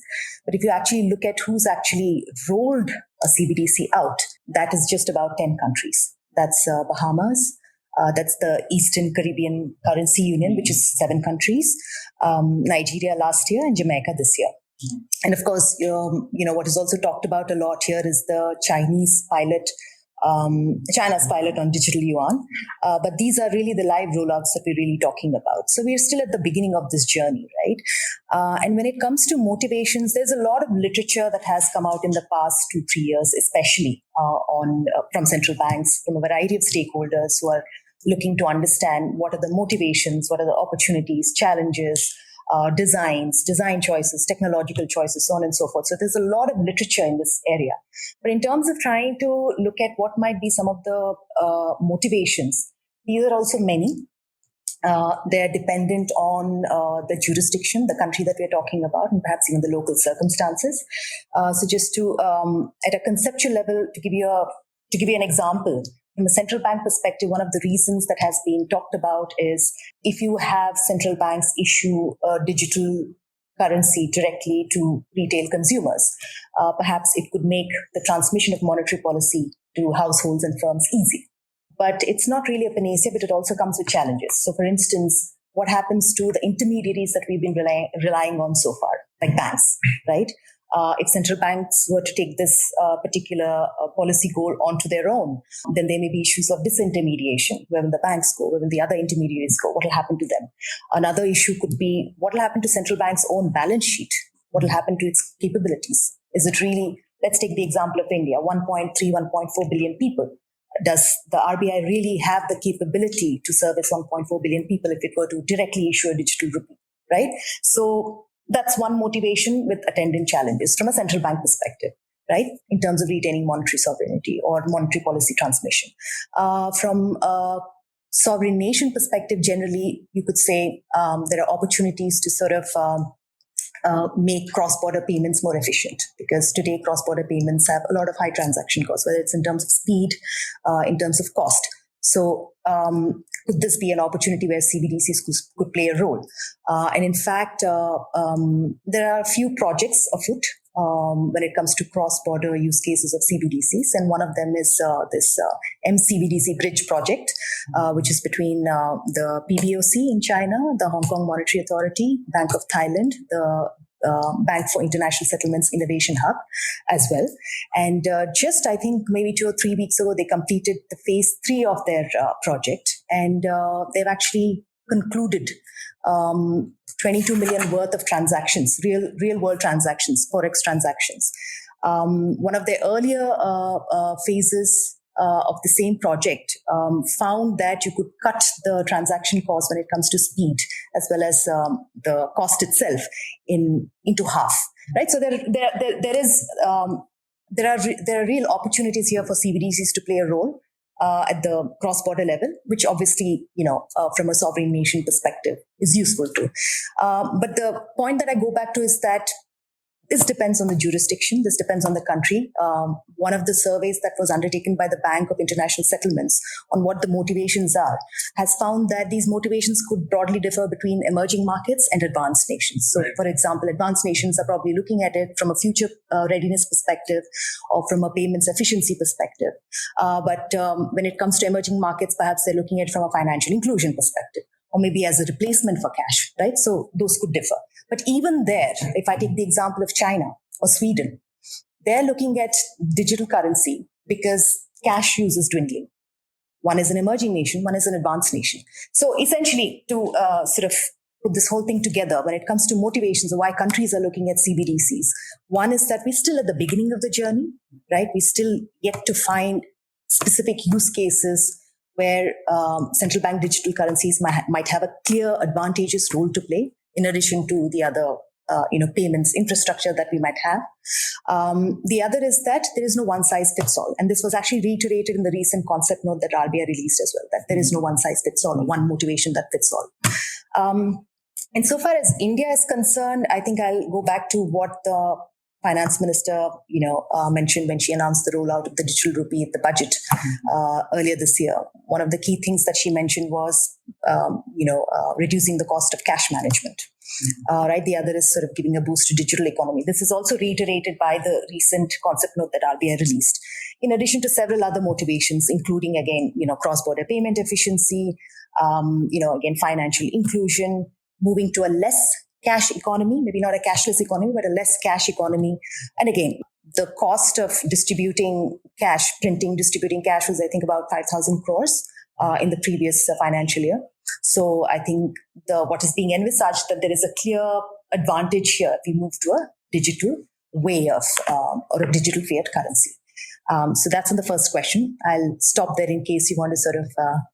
the question is that you mentioned that whether the central bank will have the capability to service 1.3 million people with digital rupee. And this question of capability comes up across different domains in which we work, and what are the problems, what are the constraints. If you look at RBI as a central bank, what are the capability constraints in actually servicing digital rupee? What is so difficult about, because we have very complex payment systems which are working quite well, and those capabilities can be utilized for generating and servicing digital rupee. Is there anything additional capability that is required which may be missing and which will constrain the ability to service this at scale? So today, if you look at how a monetary structure is, and largely across, this is not just India, right? It's a two-tier structure. You have the central bank, and then you have the banks and the payment intermediaries, and so on and so forth, right? And the payment intermediaries and banks are the sort of customer-facing layer, if you will, right? So we transact with these intermediaries. The banks, in turn, sort of settle their balances and their balance sheets at the wholesale layer to the reserve accounts that they have at the central bank. Now, actually, there is no clear... these are all choices that when you design a CBDC, that will have to be made. You could have a tiered structure. You could have a tiered structure, and in fact, most of the pilots, if you see, are following that tiered structure because there is a need for not to create any disruption or disintermediation, right? And that's also something that RBI has said in its concept note, that we are very cognizant that we don't want to, when we design, disrupt. But if you take the direct CBDC structure, which is also the most classical or purest structure or design that you could have, it is essentially me having a bank account with RBI and all of us and each of us in the country, right? But that will mean the RBI will then have to take on not just the functions that it just does today as a supervisor with its inflation targeting goal, all the various goals that it has as a central bank, but it'll also have to act as the bank, commercial bank, or the payment intermediary, or whoever, with whom we are transacting today. So that will require a lot of definitely, an upgrade of its own capabilities. Mm-hmm. There are also other questions that have come up that have, in terms of, let's say, if, for instance, one of the goals for issuing a digital rupee or a CBDC is for fiscal transfers. Will there be a blurring of the functions of a central bank as a central bank with, or rather in terms of its independence, right? If it has to sort of then start performing functions of social benefit transfers or fiscal transfers. There are those kind of questions also that come up. But primarily, do we want to break this two-tier structure, which has held, strong for the last, 200, 300 years? That's one question. The other is, if we do want to go towards a direct CBDC structure, then what will it entail in terms of the capabilities that a central bank, or the role, or even the responsibilities that a central bank will have to take over? And is our RBI ready for that? But world over, largely, it's been, at this point in time, the two-tier structure that most banks have been researching or looking at or even piloting at this stage, from what I understand. I hope that answers your question. So are you a votary of the digital rupee? Do you think we should implement it at scale? The direct CBDC model? No, I mean any model, but basically making digital rupee widely available at retail level. Anybody can. At a retail level, to be very honest, I don't have a value judgment as such, whether it's good, bad. I think my question is mostly around what specific role would it really play, right, in a country like India, because we already have UPI, and I think we've discussed this previously as well. We already have UPI. I think it clocked about 7 billion transactions last month in October, and about in terms of volume. I think about 12 crore or so, doing fantastically well. It still has some way to go when it comes to its penetration in the rural, parts. But that apart, we're also now sort of looking to take UPI beyond our borders, right? So for me, in my mind, what sort of doesn't sort of square the circle is that you have this product which is working really well, and you're giving it all the push that you can. So where exactly would a digital rupee sort of, in the retail context, where would a digital rupee fit is the question that I have. And we will see a pilot in about a month. That's what RBI has said. So hopefully we'll have some answers. But I think irrespective of whether we have a pilot or not, I don't think just because we are going to sort of embark on this journey, it's a given that we will have a retail CBDC, because there are many countries like Denmark, Australia, Canada who have done their research. I think some of them have even went up to proof of concept stage maybe and said, no, this doesn't make sense for us because we have very sophisticated, payment infrastructures and payment systems. Some of them actually come back, and they're still, like Australia, it has just started a general purpose CBDC pilot. So this is, like I said at the beginning, I think this is going to be sort of a step-by-step journey where we figure out what is the specific role that a digital rupee will play in the retail context. But having said that, I think it does make sense to at least go down this road. And I think this is best summed up in the words of the Deputy Governor, T. Ravisankar, in one of his speeches last year, that looks, in all likelihood, CBDCs will be an arsenal in the central bank, or a tool in the central bank arsenal. So if there is that push, I think it's just makes sense for us to, and especially with the wealth of experience we have when it comes to building digital infrastructures, to sort of also be on this journey. Put it very shortly, I don't have a value judgment. I think for me, it's fascinating sort of try and understand where do we see the role of digital rupee in the retail context. In the cross-border context, I think it's a lot clearer. Whenever you do have a judgment, I'll just adopt it. By rule. So, So I wanted to provoke a value judgment. So one of the concerns, and I don't know much about CBDCs, is that at least theoretically, because all cash transactions now become digitized, they're easier to monitor, right? And I think once that happens, we run into the public choice problem of investigative agencies wanting to monitor everything from the point of view of preventing corruption or tax evasion or a variety of other activities, right? But then the question is, why should, or is the cost of, or is the benefit of doing this worth the cost that we are going to impose directly and indirectly in terms of loss of privacy, easier monitoring, the cost of actually implementing a digital currency? And the benefit of being able to monitor these transactions more easily, right? So if you look at it from that point of view, there is a value judgment to be made. So I was just curious to ask you what you thought of that. Well, it is definitely a trade-off that I think not just us, any country that's looking to sort of issue digital currency, which is in addition to trying to perform functions of money, is also going to be a store of information, right? So it's an inescapable sort of question and a trade-off that any country that's looking to issue will have to look at. And it's a difficult one, right? And I think I would sort of go back to one of the points you made earlier in terms of needing to have certainty when it comes to privacy and data protection. That's a clear lacuna. And I think that's very important in the context of this question as well. So assuming that we go down the route of saying, and the indications are that we are going down this route. We do have a pilot, wholesale pilot now. We will have a retail pilot. Of course, it may happen that we will not find a retail use case useful for India at all. That might happen. But we are now on that path. So given that we are on that path, this is a very important trade-off and a very important question that we need to actually think about now. And there, in that context, the point that you raised also becomes important in terms of how we're going to, what is the use that we're going to put this particular information trail to? How are we going to protect privacy, right? So those rules will also have to sort of come about in tandem with whatever it is that we're doing in terms of pilots and other, sort of thinking around. You won't be able to live off grid completely. Only digital. Yeah. So now, but my sense is that I think one of the motivations that has been articulated and since the beginning by the RBI is that you're looking at a central bank digital currency as a sort of counter to the proliferation of private digital currencies, at least in the Indian context, right? I don't completely agree with it because to the extent that the crypto private digital currencies assets are operating in the currency space, then yeah, it makes sense.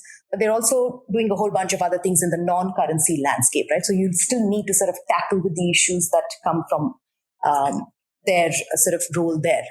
But if we are indeed looking at, the digital rupee as a counter, then we are already on that path.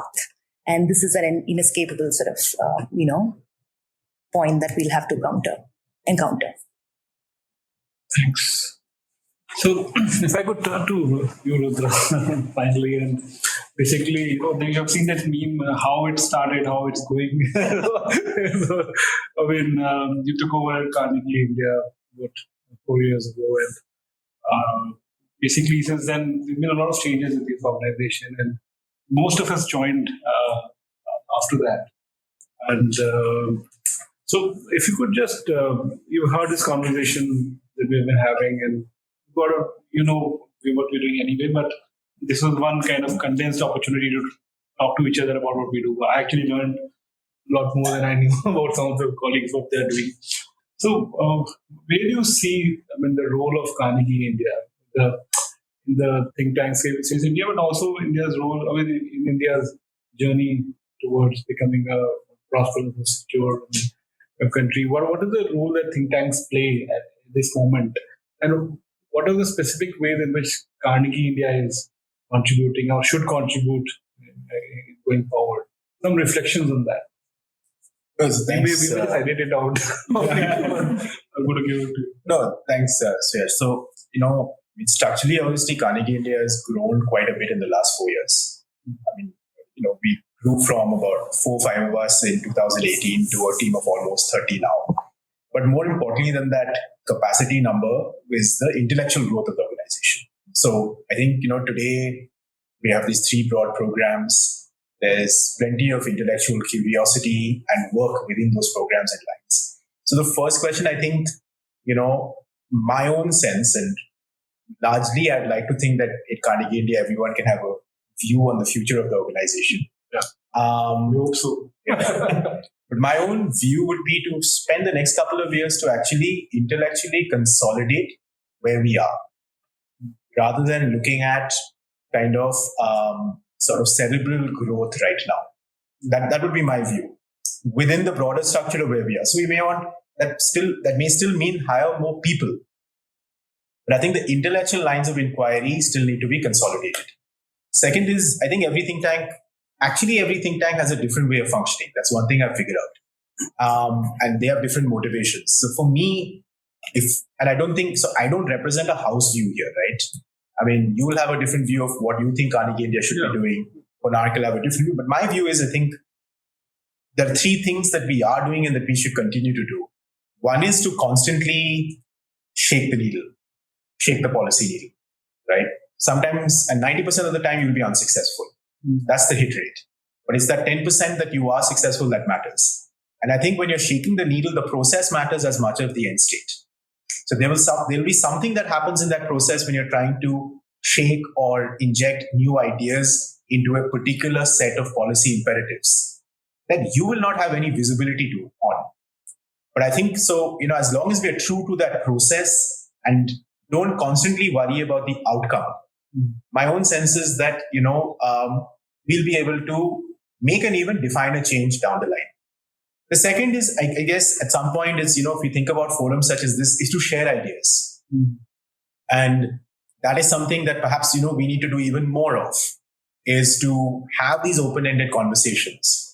We've got a great group of people within the organization. Each one of us have networks outside of it. We need to keep that bridge open because ideas are not going to germinate. It's like quantum computing. That code is not going to crack in Minnesota. It's going to crack with a partnership in Tokyo, in Delhi, and other such places. So I think we need to keep that kind of bridge open constantly. And the third, I'd say, is at some level, India is a low capacity state. That's the reality of, the landscape that we're working in. This is not Washington, DC or London or Berlin. It's a very different kind of administrative landscape. So think tanks, and I say this with all humility, where possible is that we have to also play a role in supporting state capacity. And sometimes that could just mean by teaching or by knowledge transfer. And sometimes that could mean just getting a little bit more hands-on in certain kind of policy vehicles. But before that, and you can think of editing this out if you want, but I think it'll be a shame if we let Suyash go without giving us some thinking on, So, I mean, you've been an anchor at this institution now for a very long time. Before that, you had more than a decade of experience in a variety of boutique areas, from bankruptcy to thinking big about the economy to finance. So if I just ask you yet another broad question, what do you make of India's current economic positioning, right? And, if we are to kind of move to this $5 trillion or $10 trillion economy, and it seems that at least there are a lot of imperatives moving in that direction, what are your reflections? Like, how do you leapfrog? Are there clearly, as has come through in this conversation, there are factor market problems, there are regulatory problems, but what is it that holds us back and what is it that gives you promise when it comes to the growth of our economy for everybody?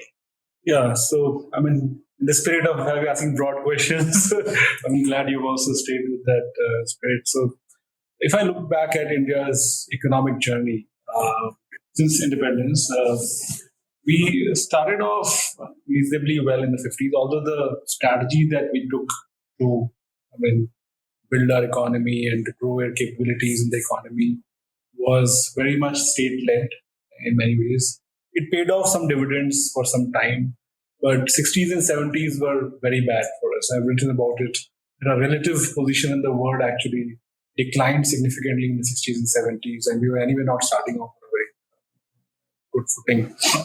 But in the last 3 decades or so, we have actually done reasonably well.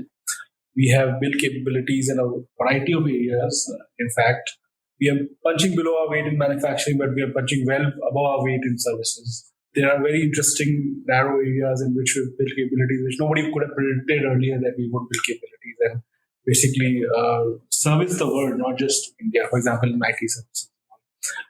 There were happy accidents that went into it, but there was a lot of deliberate choice that was exercised in building capabilities, allowing people to build businesses, in having policies that enable that to happen.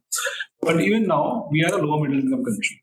And even though in the aggregate we talk about trillions of dollars of economy, it looks very good. And yes, it does matter, and foreign policy matters that we're a large economy, so people will give you a certain weight in the conversations and importance.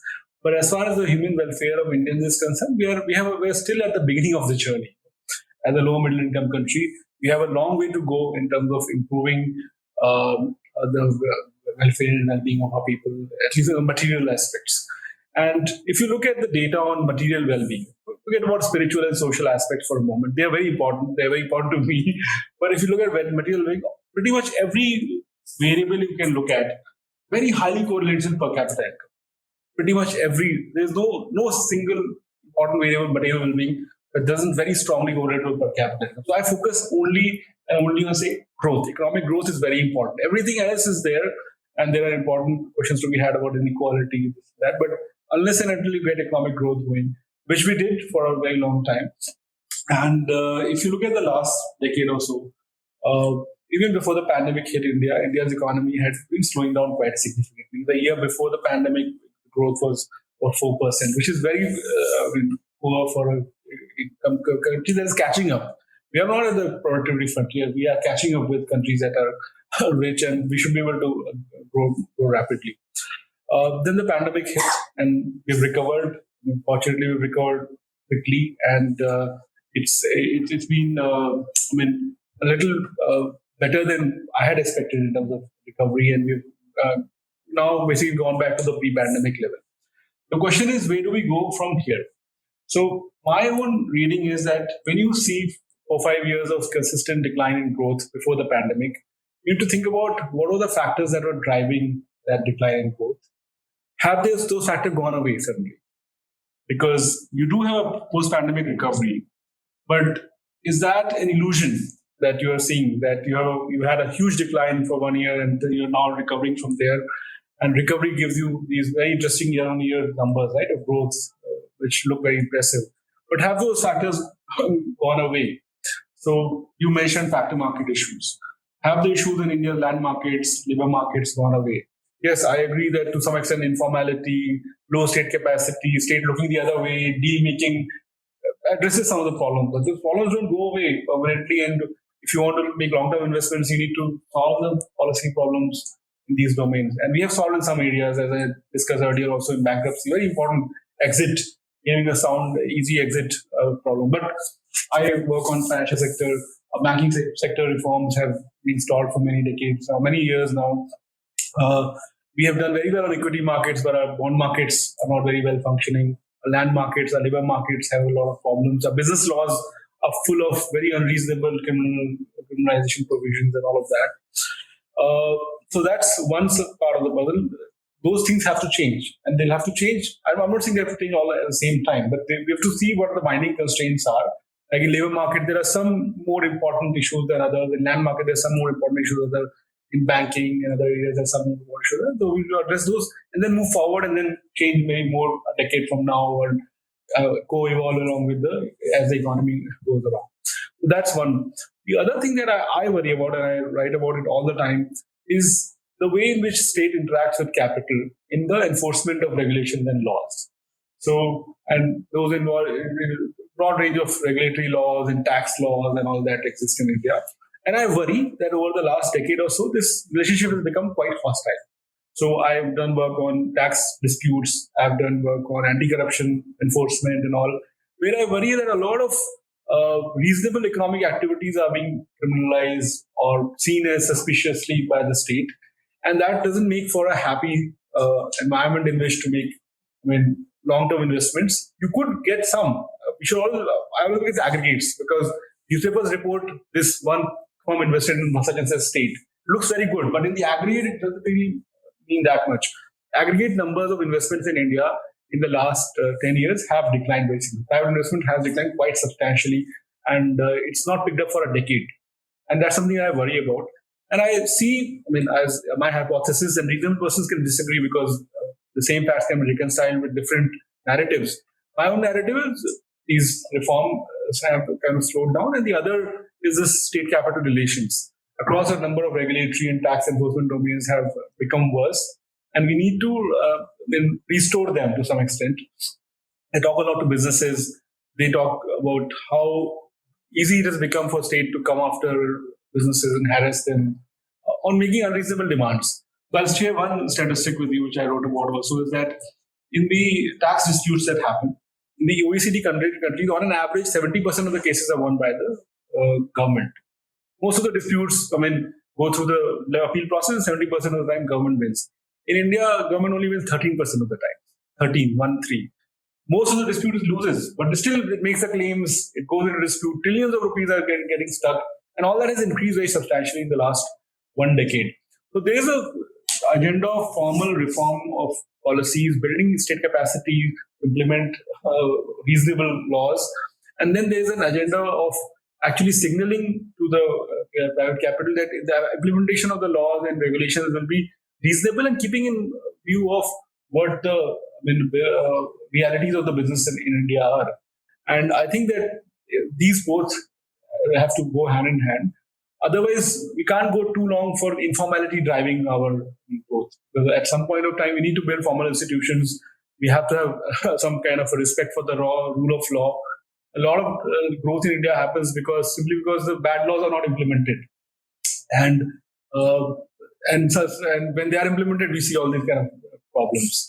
So growth is the top priority, and you need a certain degree of pragmatism in the way you make the policies, implement them, build institutions to implement them, to be able to achieve that growth.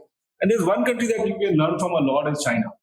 China actually has, now I have some doubts about where it is going, but for 4 decades, it kept evolving its policy and institutional landscape along with economic growth that it achieved. We also did it quite well, and we are still doing many things right. This is not a doomsday kind of a pronunciation. We'll do reasonably well going forward, even if we don't go to everything right. But there's a big delta. So if you grow at, say, your per capita income grows at 4%, then it will basically double in 18 years or so. If it grows at 6%, it will double in 12 years, right? That's a big difference. You're talking about 6 years earlier, you will get to the double per capita income. And those deltas really matter. Each percentage point of growth really makes a big difference in the nation's destiny. And the utility gains are enormous. The human welfare consequences are just stunning. And I can't think of anything else in my when I start thinking about economic growth, as a famous economist said. And I think we have many foundations. So if you look at the kind of products that we make and export, and what are the different products that are related to those products. So we are very interesting. We have a large economy, so we make many things, right? We're not a big player in global trade, but we make some cars, make some drugs, vaccines, we do IT exports, we have agriculture exports, we import crude oil, refine it and sell it abroad. We are a big player on that. SR and Reliance and all, they do that. We have a big capability on infrastructure. Some of our infrastructure companies are now building infrastructure in other countries as well. The question is, how do we use these capabilities and do much better? How do we build our IT capabilities and make the next Google for the world? How do we convert our drug manufacturers into the next generation drug discovery? Those are the questions, and those questions will require the kind of reform that we talked about, and also a kind of state capital relations that are conducive to making long-term investments, making big bets. And I was talking in this podcast, because it was from Interpreting India, I had a conversation with Naushad Forbes. And in his book, he makes a very interesting point that a flourishing economy imports everything. So it imports technology. At its peak, England was, peak of industrial revolution, England was importing technology from Germany and other European countries, because it is able to use the technologies in a more commercially useful way. It imports talent from the world. It imports the best people from the world. It imports capital from the world, because you are able to deploy the capital better. And so it is very important to link our flourishing with opening our economy, opening our society, making it easier for visas to be given to talented people from all over the world to come here. That requires not just policy change, it requires a change in how we see others, how we accommodate them, and how we make it comfortable for them to come and live here. And that's what it takes to build a flourishing economy. It's not something which is separate from the larger society and cultural conversations that we are having of being an open society. And so if you want to get to become a rich country, we'll have to become in some way, the open country also, while keeping our traditions and culture and civilizational values, the best of them at least alive, those traditions. But we need to be open to the world. We have capital controls. We need to find ways to kind of ease them in a manner that is suiting our interests at least. We need to have much more free flow of people into India who can come and build businesses, feel comfortable that they will not be expropriated. They will innovate here. They will live here. It's a wonderful country to live in many ways. We should make it more comfortable for people. We should import technologies from all over the world. We should get everybody to help participate in our pursuit of prosperity. And so there is a policy puzzle. There's a institutional puzzle. But there's also, I think, political, cultural puzzle which we need to kind of address. And on the political, I think what we've seen in India, I just want to end with this, is that our best growth period was the coalition era, where we had coalition governments at the center. And I see it's not just happenstance. I have a theory about why that may actually have some kind of causality also. You had coalition governments where regional parties were quite powerful. They had some say in national policy making. They could also solve problems for national government. So if a reform is to be done, which could be opposed by one particular state's stakeholder, those parties could cut deals with the stakeholders who are going to lose and get the reform going. I've had a literature on this, how coalition governments made it easier to have sustainable reforms. But now we have a dominant party at the center, which has basically a fair bit of power at the central level. In this political economy, we need to find ways to ensure that state level voices are heard more in the national level policy making. State level interests are kind of protected. We saw this in the farm law failure, right? The center thought it could just do what it wanted and basically get the laws done. 1.5 states political economy basically neutralized that effort. By the way, I think some of the laws, at least some of the provisions would have probably benefited the agriculture economy in a big way. It was a pity that this happened, but this is the way political economy works. You can't, even if you're a dominant party at the center, it's a democracy. People can inflict huge costs on you, even a small number of them. So we need to harness our political democratic kind of setup. How do we harness that to grow? China's system had a completely different logic of harnessing its party system and its decentralization, its meritocratic approach to a promotion in the party. We have to harness our democratic, and we have to harness our cultural strength, and we have to harness our technological institutional strengths, because we'll grow as India. And each of these, I think we need to kind of, I don't know whether that answers your question. No, I think it's a lot of food for thought. And I think in terms of, I think when you see government, and as a think tank, each one of us work in very different parts of government, policy communities, etc. is the disaggregated way in which sometimes policy is constructed. Right? I would like to think that there is some architecture somewhere. But I really doubt it. But what we're just not seeing is, I think what is worrying, if I think about the first 75 years and the next 75 years, I think about the growth, for instance, is being able to, Konark said something, is someone from our Indian semiconductor mission should have representation from someone from the Ministry of External Affairs.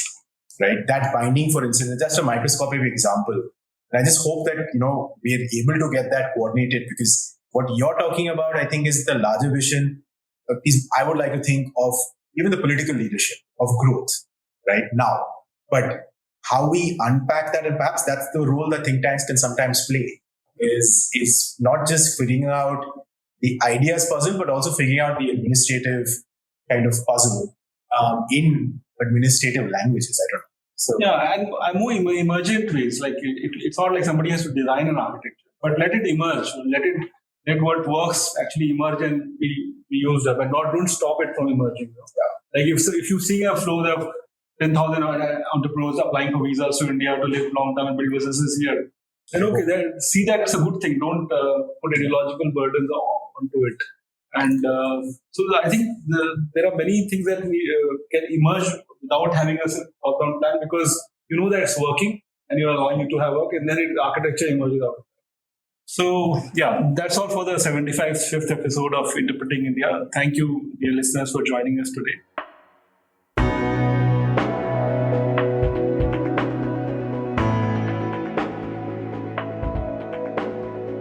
You heard from many of my colleagues today, and if you want to learn more about their work and their interests, you can visit carnegieindia.org. To make sure you don't miss future episodes of Interpreting India, please subscribe to Carnegie India on Apple Podcasts, Spotify, Stitcher, or wherever you get your podcast from. You can also follow us on Twitter, Facebook, LinkedIn, and Instagram. Thank you for listening. See you next time.